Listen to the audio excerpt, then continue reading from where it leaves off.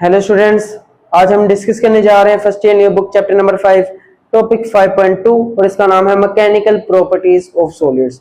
छोटा सा टॉपिक है जो कि तुम लोगों के बुक में डिस्कस है। तो लेक्चर को स्टार्ट करते हैं। Welcome, you are in physics of how and I am your mentor जैशबी। अच्छा, टॉपिक का नाम है mechanical properties of solids. Mechanical से तुम लोग फिजिकल प्रॉपर्टीज भी ले सकते हैं, फिजिकल प्रॉपर्टीज ऑफ सॉलिड्स।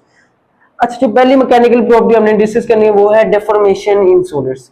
कि सॉलिड्स में डेफॉर्मेशन का मतलब होता है जब भी किसी बॉडी पे फोर्स लगे, है ना, लाइक ये मेरे पास रोड है, इस पे जब मैं फोर्स लगाऊं तो फोर्स की वजह से क्या होगा, मैं इसे पुल कर रहा हूं तो फोर्स की वजह से क्या होगा, इसकी लेंथ चेंज होने लग पड़ेगी। अगर मैं एक्सेसिव फोर्स लगा रहा हूं बहुत ज्यादा तो इसकी जो लेंथ है वो चेंज होने लग पड़ेगी। लेंथ का चेंज होने ये बता रहा है कि ये बॉडी डिफॉर्म हो रही है।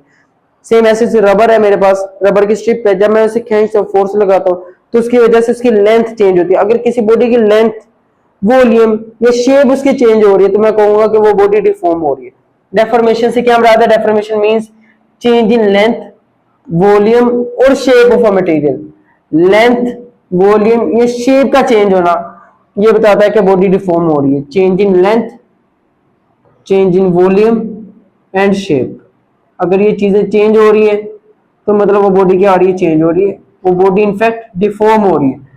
और ये बॉडी डिफॉर्म कब होती है, कब ये सारी चीजें चेंज होती है? जब बॉडी पे लगती है force. It occurs, deformation occurs when solid is subjected to a force. जब सॉलिड को फोर्स पे सब्जेक्ट किया जाता है, जब उस पे फोर्स लगाई जाती है तो वो डेफॉर्मेशन में चला जाता है। एक हमने ये डिस्कस कर लिया डेफॉर्मेशन इन सॉलिड्स। फिर स्पेसिफिकली डिस्कस करेंगे deformation in crystalline solids. Crystalline solids, solid ही की क्लासिफिकेशन जो हमने पिछले लेक्चर में स्टडी किया था कि 3 क्लासिफिकेशन ऑफ सॉलिड्स हैं, क्रिस्टलाइन, अमॉर्फस और पॉलीमेरिक। तो डेफॉर्मेशन in crystalline solids, crystalline solids में डेफॉर्मेशन कैसे होगी? देखो, मैंने बताया था कि जो सॉलिड है उनमें जो पार्टिकल्स हैं, एटम्स हैं, वो अपनी जगह पे वाइब्रेट कर रहे होते हैं, इक्विलिब्रियम पोजीशन के अबाउट वाइब्रेट कर रहे होते हैं या मीन पोजीशन के अबाउट, आगे पीछे टू एंड फ्रो मोशन कर रहे होते हैं, उन्हें फ्रीली मूव करने की इजाजत नहीं होती। अच्छा, अब मैंने अगर कहीं पे रिप्रेजेंट करना हो क्रिस्टलाइन सॉलिड के एटम्स को तो मैं ये तो नहीं दिखा सकता ना कि एटम वाइब्रेट कर रहे हैं, मैंने दिखाऊंगा उनकी इक्विलिब्रियम पोजीशन पे। लाइक ये मेरे पास एटम्स हैं, ठीक है, एक क्रिस्टलाइन सॉलिड्स में एटम है, इस तरीके से अरेंज है, ये सारे एटम्स को मैंने यहाँ पे रिप्रेजेंट कर दिया। अब एटम्स जो से मुझे पता है वो मूव कर रहे हैं, ठीक है, एटम वाइब्रेट कर रहे हैं, तो यहाँ पे जो मैं दिखाऊंगा वो मैं दिखाऊंगा उनकी इक्विलिब्रियम पोजीशन, मीन पोजीशन पे। जिस पोजीशन के अबाउट वो वाइब्रेट कर रहे हैं ना, उस पोजीशन पे मैं रिप्रेजेंट करूंगा, ना कि मैं इस तरीके से मूव करता हुआ दिखाऊंगा। तो स्टैटिकली जब मैं एक पिक्चर में रिप्रेजेंट करूंगा तो एटम्स को किस पोजीशन पे रिप्रेजेंट करूंगा? और वो तो वाइब्रेट कर रहे हैं तो मैं इन्हें रिप्रेजेंट करूंगा उनकी इक्विलिब्रियम पोजीशन पे। वो पोजीशन जिसके अबाउट एटम्स क्या कर रहे हैं, वाइब्रेट, तो वहां पे रिप्रेजेंट करूंगा। तो यहाँ पे जो मैंने रिप्रेजेंट किया हुआ है, इन्हें इक्विलिब्रियम पोजीशन पे रिप्रेजेंट किया हुआ है। अब कौन सी ऐसी चीज है जो कि एटम्स को मूव नहीं करने दे रही? एटम्स हैं सॉलिड में, क्रिस्टलाइन सॉलिड्स में एटम जो है वो फ्रीली मूव नहीं कर पा रहे। कौन सी ऐसी चीज है? तो जो इंटर एटॉमिक कोहेसिव फोर्सेज हैं एटम्स के इन बिटवीन, पार्टिकल्स है, मैंने बताया था कि सॉलिड्स के इन बिटवीन कोहेसिव फोर्सेज होते हैं। कोहेसिव फोर्सेज से मुराद आयनिक बॉन्ड हो सकते हैं, कोवलेंट बॉन्ड हो सकते हैं, ये सारी चीजें। तो इंटर एटॉमिक, एटम्स के इन बिटवीन इंटर एटॉमिक जो कोहेसिव फोर्सेज है वो एटम्स को उनके इक्विलिब्रियम पोजीशन से डिस्प्लेस होने नहीं देती। तो यही बात मैंने यहाँ पे लिखी हुई है, यहाँ से in crystalline solids atoms are held in their equilibrium position. Crystalline solids में क्या होता है, एटम्स अपनी इक्विलिब्रियम पोजीशन पर होल्ड करके रखे होते हैं, which depends on, अब ये जो इक्विलिब्रियम पोजीशन है ये किस पे डिपेंड करती है? it depends on the strength of interatomic cohesive forces। जो इंटरएटॉमिक एटम्स के इन बिटवीन जो कोहेसिव फोर्सेज होंगे उनकी स्ट्रेंथ पे डिपेंड करती है कि इक्विलिब्रियम पोजीशन कितनी ज्यादा डिस्टर्ब या डिस्प्लेस होगी। अगर ज्यादा स्ट्रॉन्ग है तो इक्विलिब्रियम पोजीशन चेंज नहीं होगी। तो यहाँ पे मैंने रिप्रेजेंट किया, ये एटम्स है, अरेंज है, क्रिस्टलाइन सॉलिड्स में एटम्स अरेंज ही होती है, तो अरेंज है यहाँ पे भी। और डॉटेड लाइन में मैंने ये शो किया कि इनके in between inter atomic cohesive forces present है, जिसकी वजह से डिस्प्लेस नहीं हो रहे। अब होता क्या है कि जब मैं इन पे लगाता हूँ फोर्स, ये मेरे पास एटम्स का वो स्ट्रक्चर है, इस पे मैं ऊपर और नीचे की तरफ लगा रहा हूँ फोर्स। फोर्स की वजह से क्या होगा, ये पूरे का पूरा structure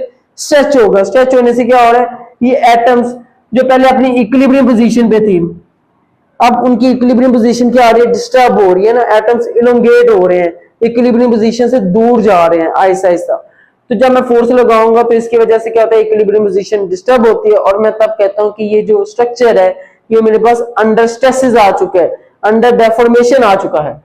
when force exerted distortion में रिजल्ट, फोर्स लगाने से क्या होगा, ये पूरे का पूरा स्ट्रक्चर डिस्टोर्ट होने का खतरा है, इनकी फॉर्म चेंज होने का खतरा है, डिफॉर्म होने का खतरा है।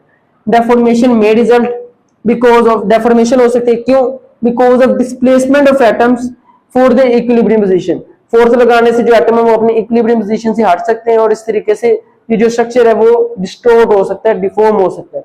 डिस्टोर्ट का मतलब होता है मसक होना ना, अपनी ओरिजिनल शेप से हट जाना, इक्विलिब्रियम पोजीशन।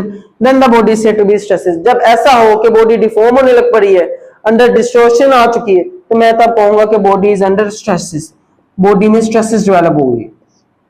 ये वर्ड रिमेंबर रखना, आगे हम डिस्कस करेंगे स्ट्रेसेस को, ठीक है।